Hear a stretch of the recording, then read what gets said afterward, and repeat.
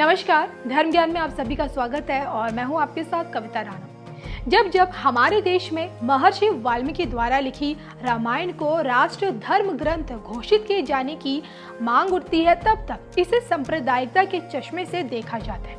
कुछ तथाकथित लोग इसमें भी हिंदू मुस्लिम करना शुरू कर देते हैं। ये हाल तब है जब हिंदुओं की आबादी तकरीबन यहाँ 80% है और हिंदू ग्रंथों में भारत की सरजमी को मर्यादा पुरुषोत्तम श्री राम की जन्मभूमि मानी गई है। लेकिन क्या आप जानते हैं, भारत से तकरीबन 4,500 किलोमीटर दूर मौजूद है एक ऐसा देश जो भले ही हिंदू बहुल राष्ट्र ना हो, फिर भी वहाँ का राष्ट्रीय ग्रंथ रामायण है, जिसे थाई भाषा में रामकीयन कहा जाता है।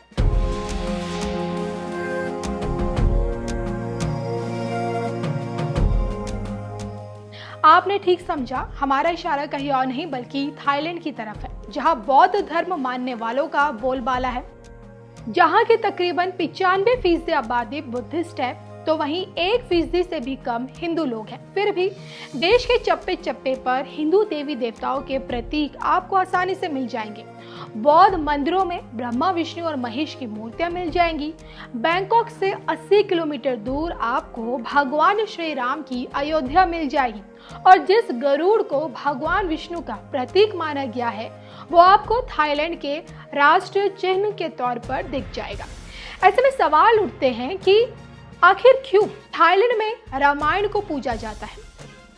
भगवान श्री राम से थाईलैंड का क्या कनेक्शन है और आखिर कैसे थाईलैंड में मौजूद है राम राज्य?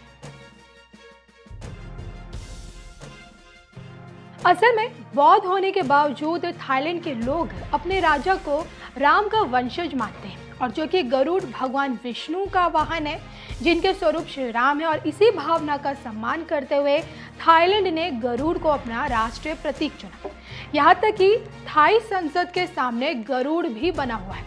थाईलैंड में राजा को राम कहा जाता है, और वो इसलिए क्योंकि ऐसा माना गया है कि भगवान राम के पुत्र कुश ने अपना राज्य पूर्व की तरफ फैलाया और एक नागवंशी कन्या से विवाह किया था। थाईलैंड के राजा उसी कुश के वंशज हैं और इस वंश को चक्री वंश कहा जाता है। क्योंकि राम को विष्णु का अवतार माना जाता है और विष्णु का आयुध चक्र है, और इसलिए थाईलैंड के लॉन्ग चक्री वंश के हर राजा को राम की उपाधि देकर नाम के साथ संख्या दे देते हैं। और इस तरह से आज तक थाईलैंड में राम राज्य भी स्थापित है, इसे एक तरह से कहा जा सकता है। वहीं रामायण को रामकीयन के रूप में थाईलैंड ने अपना राष्ट्रीय ग्रंथ बनाया।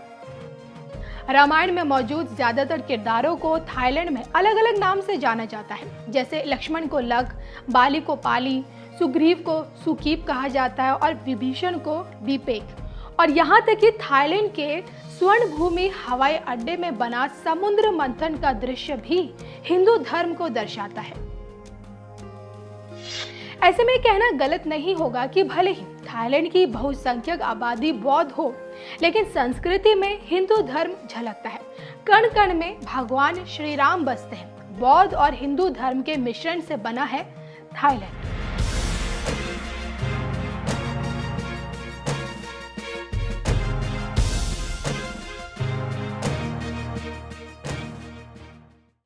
ऐसा है, मैं रहने वाला देवप्रयाग का हूँ। ये हमारा पैतृक स्थान है, जहाँ मेरी जन्मभूमि है। और उसी जन्मभूमि में बद्रिकाश्रम आता है, जहाँ के लोग पुरोहित कहलाते हैं। तो हम भी पुरोहित ही हैं। अरे भगवान का दूसरा यात्रियों का आना, यात्रियों को यहाँ का मार्गदर्शन करना और उनको सही मार्ग पर ले करके उनको श्राद्ध की पद्धति, पूजा की पद्धति, पुराणों की पद्धति, उत्पत्ति, स्थिति और लय एक कैसे हुए, कहाँ होते हैं, क्यों होते हैं, बद्रिकाश्रम क्या है, इसका थोड़ा बहुत जितना ज्ञान है उनको समझा देते हैं। यात्रा का अर्थ क्या होता है ये वो पूछते हैं और बताते हैं। उनके रहने की व्यवस्था और उनको गाइड करने की व्यवस्था, उनकी भोजन व्यवस्था, या उनके पास क्या कमी आ गई है घर जाने के लिए, पैसे रहे न रहे, ये सब लोग पुरोहित इसी प्रकार करते हैं। हम भी उसी में हैं। दूसरा ऐसा है कि मैं थोड़ा बहुत ज्ञान रख करके श्रीमद् भागवत की कथाएं करता हूँ, इसलिए मैंने पौरोहित्य का कर्म कम करके और भागवत कथा और जहाँ भी कर्मकांड का थोड़ा विषय होता है वही अपनाया और वही मैं करता हूँ।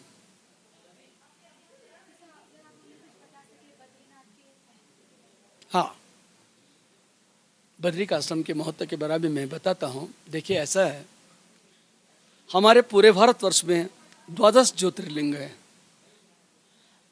सभी ज्योतिर्लिंगों का छोड़ के मैं खाली बद्रीनाथ के उसमें आता हूँ। हिमालय तो केदार है, ऐसा स्कंद पुराण करते हैं कि उन 12 ज्योतिर्लिंगों में जो 11वां ज्योतिर्लिंग है वो केदार है। तो समस्या ये थी, अगर केदार ज्योतिर्लिंग है तो जहाँ भी ज्योतिर्लिंग है वो भगवान शिव जी के हैं। उन शिव जी के ज्योतिर्लिंग में भगवान नारायण कहाँ से टपक पड़े?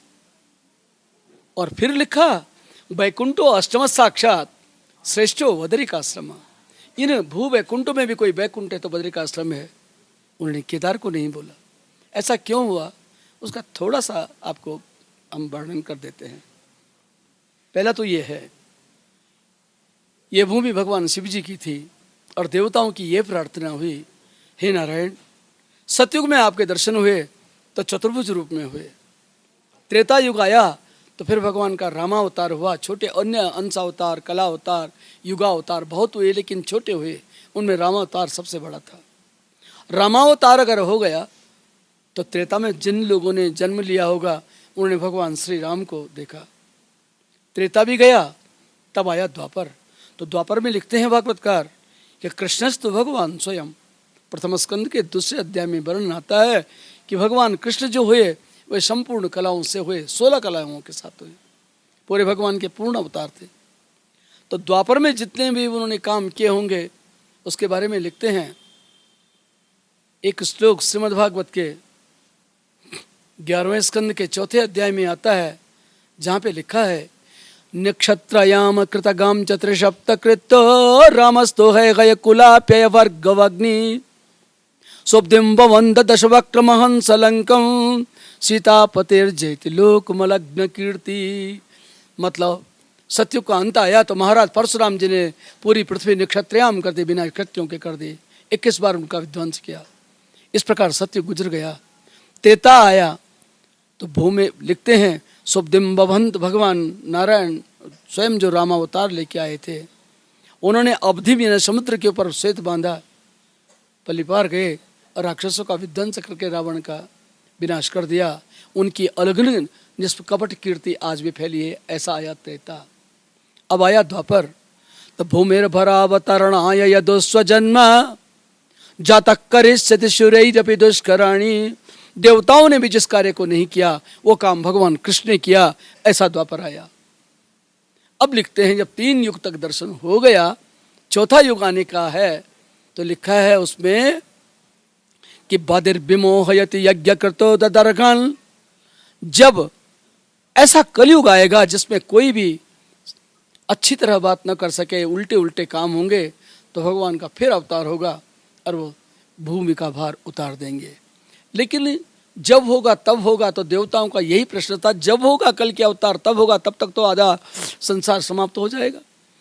तो महाराज ऐसा करो, आपको कैसे बिलीव करेंगे लोग, कैसे विश्वास करेंगे कि भगवान थे भी या ये अवतार सही थे या गलत थे?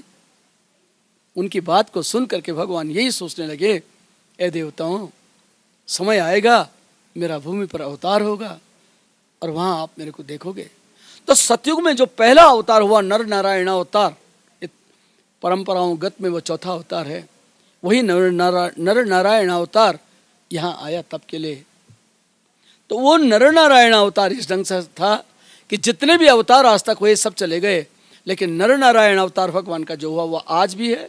योद्यापि चाष्टमुनि वर्ज्य दिशेवितांग्री, श्रीमद्भागवत के 11वें स्कंद के 4थे अध्याय में 10वें श्लोक में ये वर्णन आया, वे आज भी यहाँ पे निर्द्वंद होकर तप कर रहे हैं। लेकिन कैसे उन्होंने तप किया ये मैं आपको समझाना चाहता था। भूमि तो भगवान शिव जी की थी, तो वो कैसे यहाँ बस गए?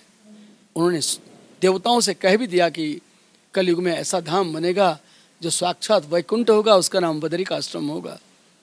देवता उनकी प्रतीक्षा यहाँ करने लगे और उधर भगवान नारायण ये सोच में पड़ गए कि किस ढंग से मैं इस भूमि को अपने पास बुलाऊं, कैसे रखूं?